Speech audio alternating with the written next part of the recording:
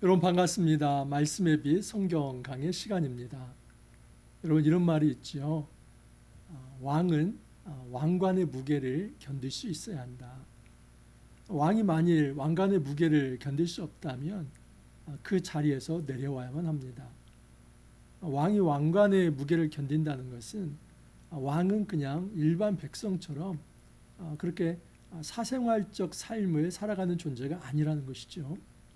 이 공생애적 삶을 살아갈 때 정말 견뎌야 할 일들이 참 많이 있습니다. 우선은 그 막중한 어떤 책임감 이런 것이 있겠죠. 이런 우리 어떤 일반 시민들이 어떤 잘못을 했다 했을 때는 우리 가정 하나에 영향을 미칠 수 있습니다. 하지만 왕이 어떤 잘못을 했을 때는 그 나라 전체의 흥망성쇠와 연결이 됩니다. 이 정책적 판단 하나로 나라가 망할 수도 있고 또 좋은 정책을 쓰면서 나라가 흥할 수도 있는 것입니다. 그렇기 때문에 이 왕이 감당해야 할 책무는 일반 어떤 백성들이 감당하는 것과는 비교할 수 없을 정도로 크다라고 볼 수 있습니다. 그렇기 때문에 이런 책무의 무게를 견딜 수 있어야만 하고, 또한 여러분, 왕은 판단력이 분명해야만 합니다. 판단력이 또는 분별력이 흐려진다면 그 나라는 아주 위험에 처해질 수 있습니다. 근데 사람의 이 판단력을 흐리게 하는 것들이 뭐가 있습니까? 여러 가지가 있겠지만 술도 있을 것입니다. 술을 마시면 그냥 인사불성이 됩니다. 무엇이 옳고 그른지 판단하지 못합니다. 그래서 주위 사람들이 속삭이는 것으로 그렇게 따라갈 때가 많습니다. 또는 성에 취한다든지, 또는 음식을 탐한다든지, 또는 어떤 권력에 취해 산다든지. 그래서 뭔가에 이 돈에 취하고 권력에 취하고 성에 취하고 술에 취하고, 그래서 그 자기를 즐겁게 할 만한 이 쾌락에 취해서 사는 사람은 대표적인 경우 이 판단력이 부족합니다. 어떤 결정적인 상황에서 어떤 것이 옳고 그른지 그 분별력이 사라지죠. 왕이 만약에 이런 판단과 분별력이 사라진다면 그 나라는 엄청난 어려움, 이 위기에 처할 수밖에 없습니다. 그렇기 때문에 이 지도자들이 어떻게 좀 더 책임감 있게 자기의 책무가 무엇인지를 확인하고 내 자신을 어떻게 좀 성찰하면서 통제하고 또 절제해야 할지 생각하는 것은 굉장히 중요한 일입니다. 왕은 이처럼 고도의 어떤 통제력이 필요합니다. 오늘 말씀은 여러분 이 지도자들의 향한 말씀입니다. 이 고대의 왕과 또 그 나라를 이끌어가는 이 지도자들, 그들이 어떻게 좀 더 하나님 앞에서 경건하게 깨어 있고 그들이 가지고 있는 그 지도자적 어떤 이 권세를 어떻게 책임 있게 잘 사용해야 할지를 가르쳐 주십니다. 만약에 그것을 하지 못했을 때 나라가 어떤 위험에 처하는지를 말합니다. 자, 오늘 말씀 아모스 6장 1절에서 14절입니다. 1절을 보면 화 있을진저 시온에서 교만한 자와 사마리아 산에서 마음이 든든한 자 곧 백성들의 머리인 지도자들이여 이스라엘 집이 그들을 따르는도다 라고 말을 합니다. 여러분, 화 있을진저, 항상 이 화 있을진저 하면은 하나님의 심판이 선언된다는 것을 꼭 기억해야만 합니다. 시온에서 교만한 자, 이 시온은 예루살렘이죠. 그러니까 남유다의 지도자를 의미합니다. 근데 매우 교만하다고 얘기합니다. 사마리아, 북이스라엘의 수도이죠. 그 북이스라엘의 산에서 마음이 든든한 자. 그래서 북이스라엘의 이 지도자들. 그런데 남유다의 지도자들이나 북이스라엘의 지도자들이나 공의, 이들은 교만하고 자기 자만에 빠져 있습니다. 자기 확신이 있는데 사실은 착각을 하고 있는 겁니다. 내가 뭔가를 잘하고 있다고 생각하는데 사실은 잘하고 있는 것이 아니라 그냥 자기뿐만 아니라 나라 전체를 이 멸망으로 인도하는 그 어처구니 없는 일을 하고 있다는 것이죠. 그 백성들의 머리인 지도자들이여, 우리 하나님께서 그렇게 쇠망으로 이끌어가는 그 지도자들을 향해서 화 있을진저 하면서 곧 백성들의 머리인 지도자들이여 하고 부르짖습니다. 이스라엘 집이 그들을 따르는도다. 여러분, 형식적 지도자이기 때문에 그 세상의 지도자들을 많은 백성이 따라갑니다. 근데 이때에 주의할 것이 있습니다. 그 권력에 취하게 되면 특권의식을 가지게 됩니다. 이런, 사실 이 지도자라고 하는 것은 어떤 기능으로 봐야만 합니다. 그 기능상 백성들을 이끌어가는 이 통치자의 위치에 있다. 근데 통치자의 위치에 있다는 것이 계급적으로 특권의식을 가져야만 한 존재다. 이 생각을 하는 순간 그 지도자는 타락할 수밖에 없습니다. 여러분, 이거 오늘날도 마찬가지입니다. 저도 교회에서 담임 목사, 유임 목사입니다. 그러면 유임 목사를 기능으로 이해를 해야만 합니다. 이것을 계급적 특권의식으로 생각한다. 그러면 타락할 수밖에 없고 교회는 바로 나아갈 수가 없습니다. 저는 교회를 개척했습니다. 청빙을 받은 경우와 교회 개척은 약간 다른 부분이 있습니다. 그래서 이 교회 개척을 한 사람들은 이제 대개의 경우는 많은 경우에 힘이 실립니다. 근데 그때에 특권의식을 가지게 되면은 문제가 크게 심각해집니다. 그래서 저도 역시 정말 끊임없이 되뇌이려고 합니다. 내가 개척자로서의 특권의식을 버리고 나 역시도 하나님 말씀 앞에 아주 동일한 통치를 받아야 하며, 특별히 모든 일들을 합리적으로 어떤 절차에 따라서 모든 회의를 통해서 그 어떤 공동체 의견을 존중하며 나아가야 한다.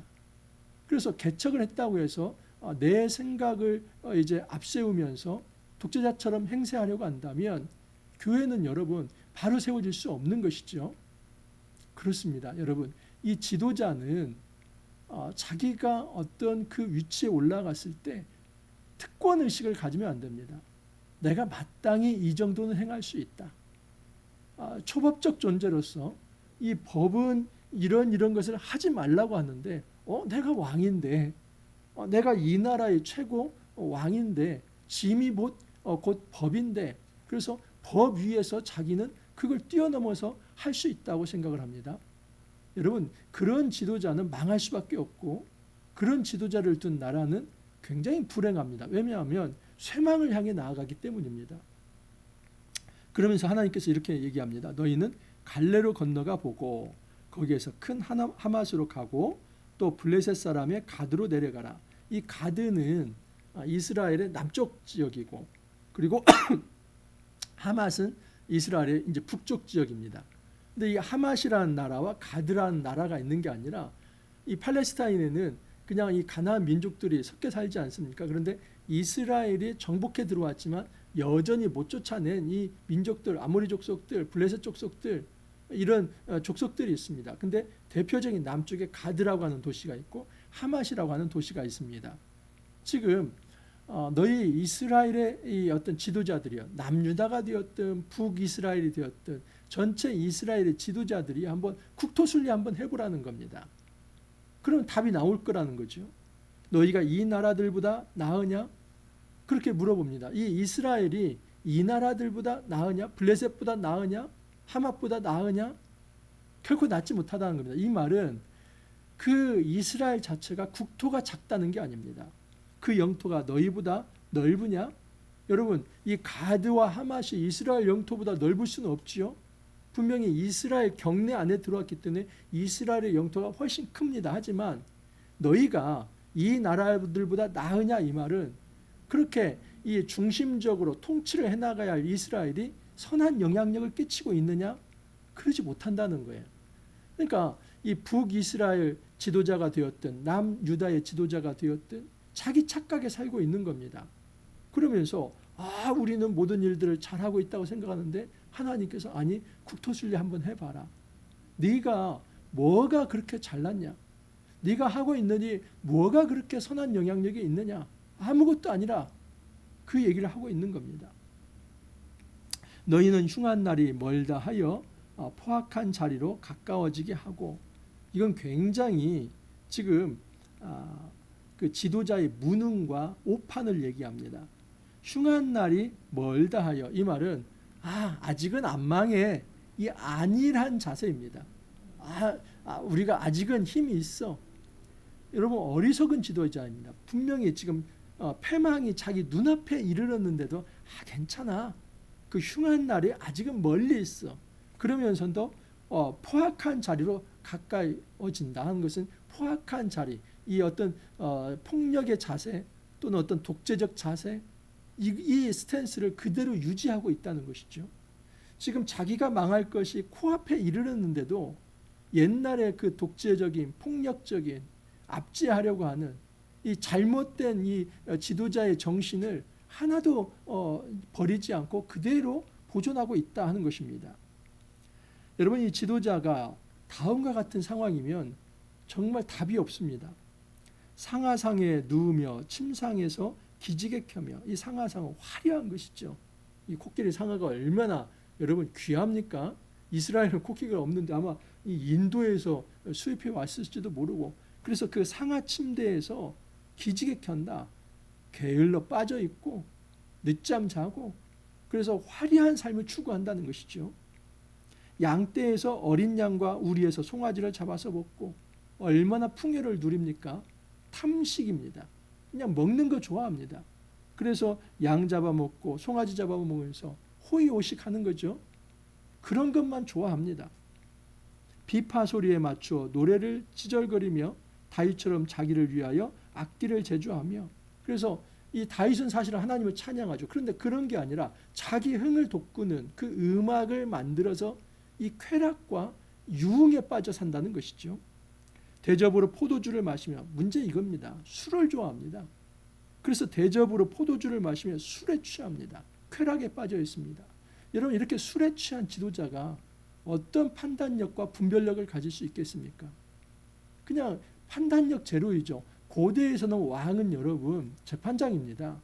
가장 어려운 이 재판은 왕이 하는 겁니다. 그러므로 왕은 지혜가 있어야 하고 판단력과 분별력이 있어야만 합니다. 옳고 그름에 대한 이 판단할 수 있는 판단력이 사라지면 그 왕 자격이 없는 것이죠.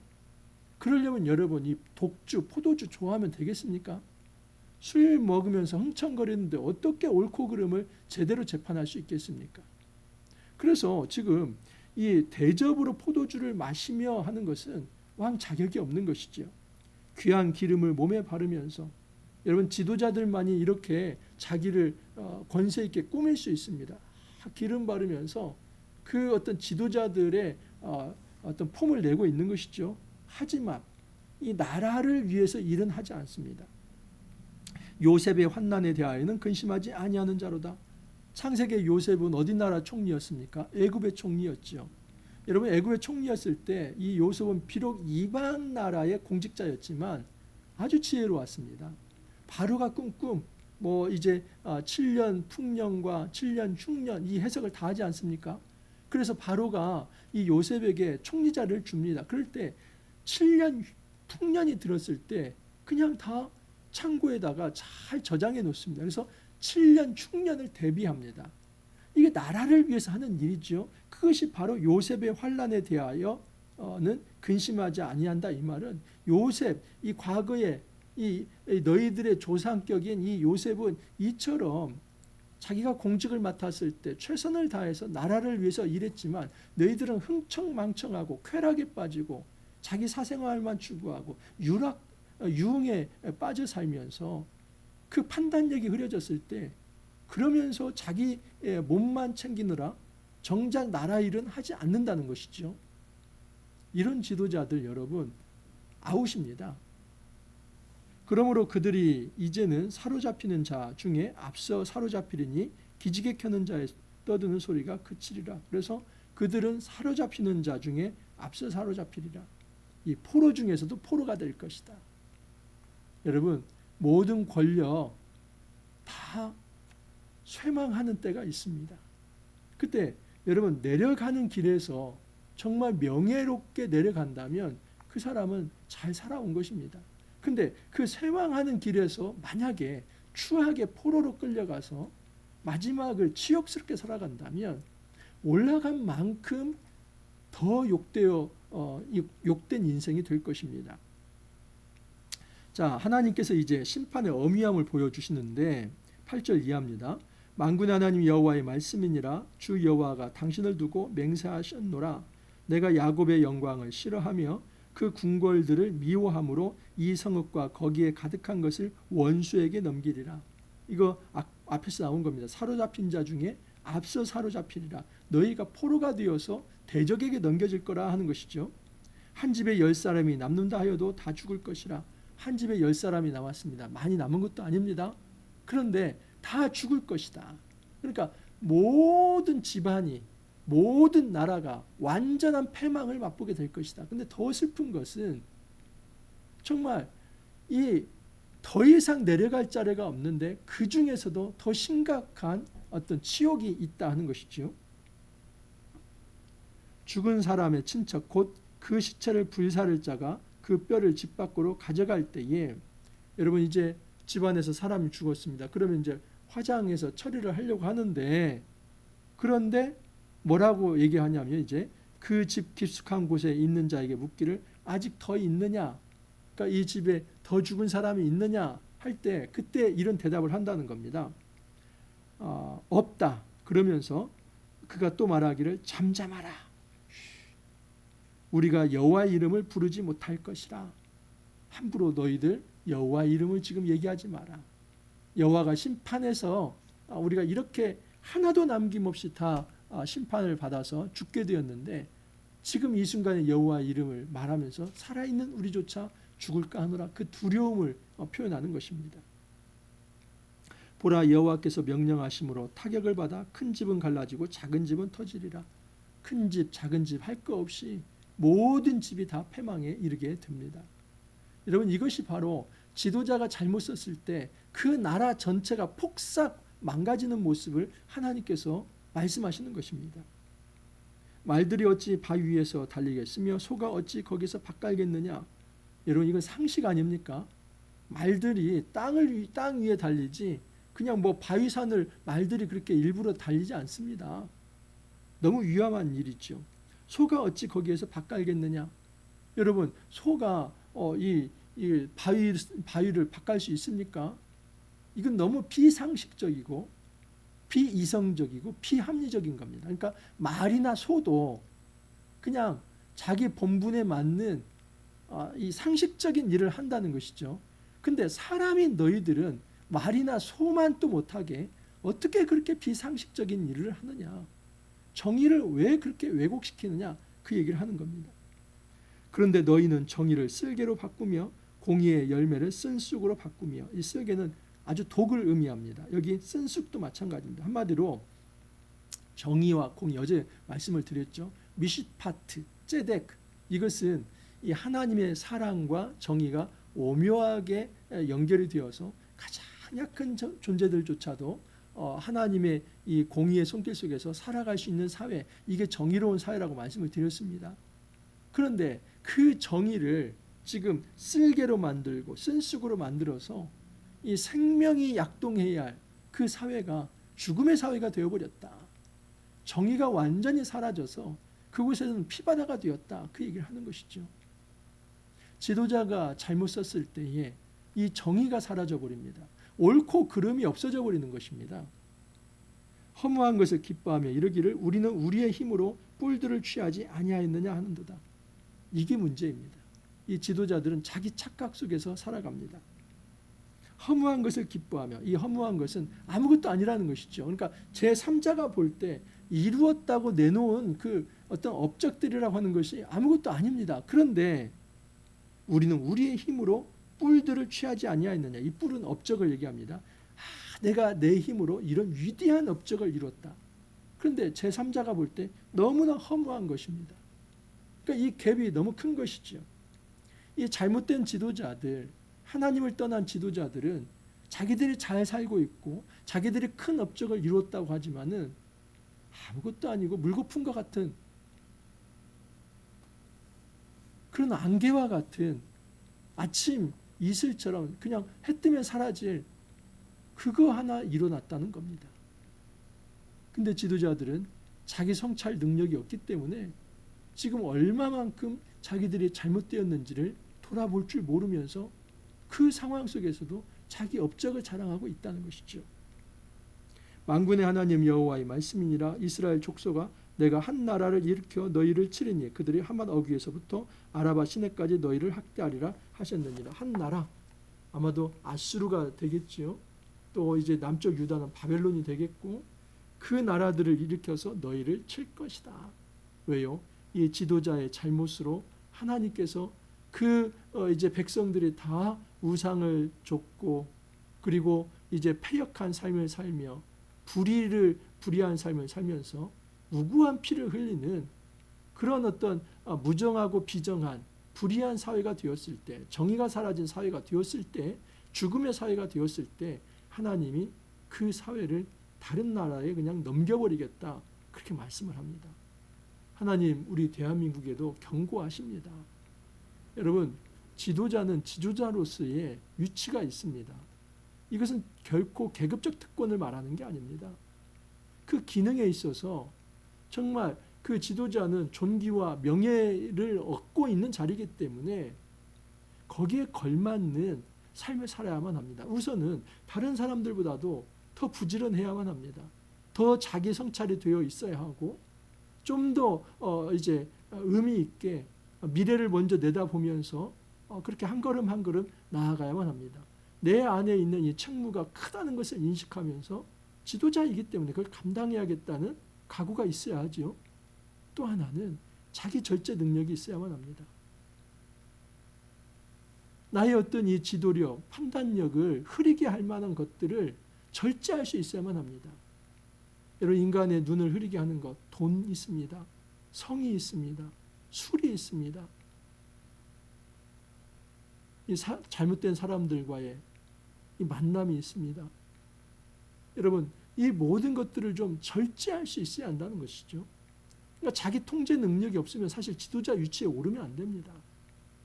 그것이 돼야만 자기도 살고 자기가 이끌어가는 그 조직과 공동체와 사회가 살아날 수 있다라고 말을 합니다.